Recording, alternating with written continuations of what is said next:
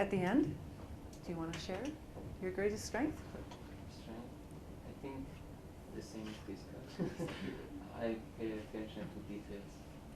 And That's your strength. Okay, yeah, that's a I good think strength. my weakness is the same.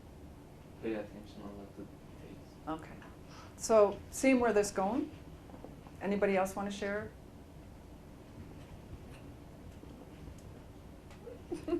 Share their, or like, work on this with me? Well, so I think my greatest strength would be efficiency. I think my greatest weakness would probably be kind of the same as they were mentioning, so attention, I can be kind of scatterbrained in a way, like I'll say, okay, well this is important, so I need to drill down on this. Oh wait, no, but then I have to take a step back and see the bigger picture. Well no, the question is asking this, but now I'm talking about astroglia somewhere else. So focusing in on what's important, identifying, prioritizing, that kind of thing. So then what strategy do you have to overcome that? Just take a step back and look at the question again. So say, this is actually what they're asking, this is what's important, so I need to, regroup and say, okay, no, I need to focus on the task at hand, I guess. I just take a step back and survey the situation again. Good. So you bring yourself around that way. So it isn't really that difficult to answer these questions, it's thinking it through. But I've had some really funny responses like, oh, I'm always late. No, you can't use that one. I mean, I've had, oh, I never get along with anybody. I've also had, tell me a time when you didn't agree with what your supervisor was asking you to do. And I was actually on the panel for hiring when we asked this question and the person said, well, I would just go to their boss and tell them that I disagree with them and that I'm right. And I'm thinking it's funny because the person who they'd be disagreeing with is in the room. He's one of the decision makers on whether you get hired or not, and you're just going to say, I'll go over his head. Okay, good luck with that one.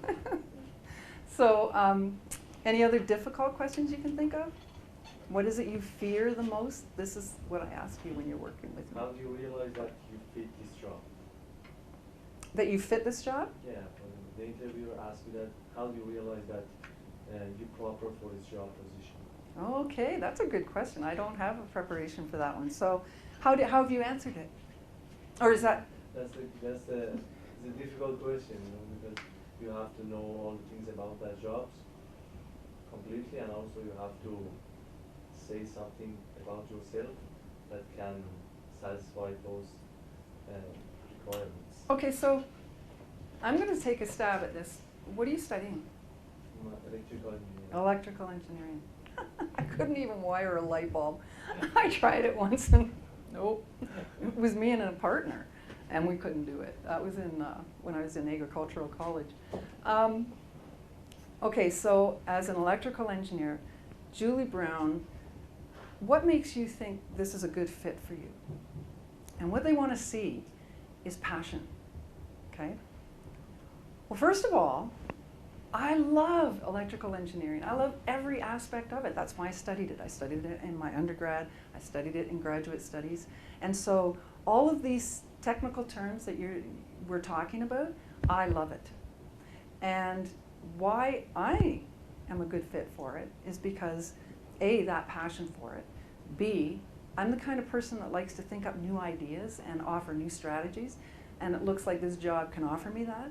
C, I love working in a team, and it sounds like you have a wonderful team. You have a great company. I think this is one of the best companies I've ever thought to look up. There's many reasons why I think I'm a good fit. And I think, most important, I want this job.